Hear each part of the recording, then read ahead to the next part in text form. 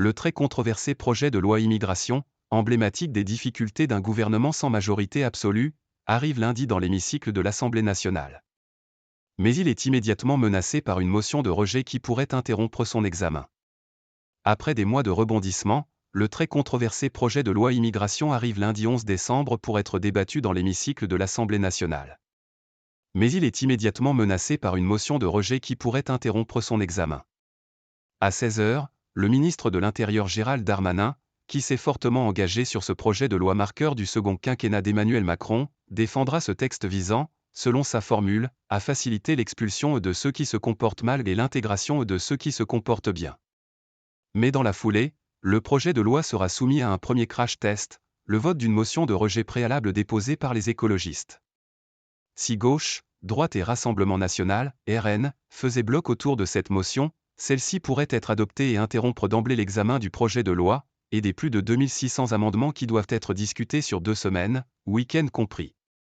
La navette parlementaire devrait alors se poursuivre sur la base du texte du Sénat, nettement plus à droite que celui réécrit par les députés en commission.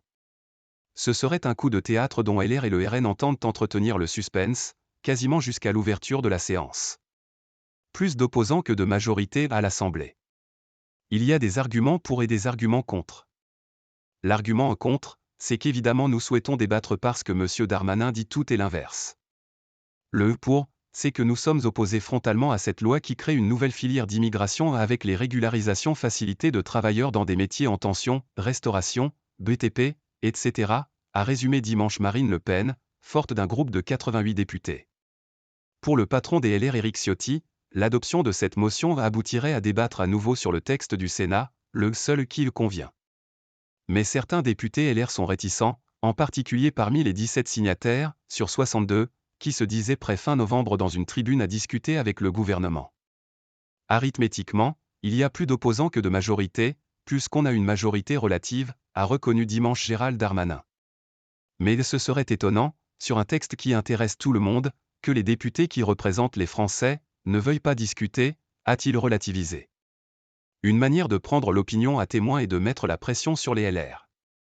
Si les LR demain ne votent pas le texte, qui permet d'expulser 4000 étrangers délinquants par an, que vont-ils dire à leurs électeurs, a lancé Gérald Darmanin qui appelle Éric Ciotti à trouver un compromis sur un texte soutenu par 80% des Français. Gérald Darmanin, sur ce point en accord avec Elisabeth Borne, martèle ne pas vouloir recourir au 49.3, à la différence de la loi sur les retraites. Darmanin veut tendre la main au parti Les Républicains. À cette fin, le ministre de l'Intérieur entend tendre la main au LR sur le délit de séjour irrégulier ou l'encadrement des régularisations. Il pourra s'appuyer au sein du camp présidentiel sur les députés du parti Horizon d'Édouard Philippe, qui a proposé dimanche de limiter par des quotas les régularisations possibles. Mais cette main tendue d'un seul côté de l'échiquier risque d'irriter l'aile gauche de la Macronie qui a aussi ses lignes rouges, a rappelé dimanche dans Les Échos son porte-voix, le président de la commission des lois Sacha Houlié.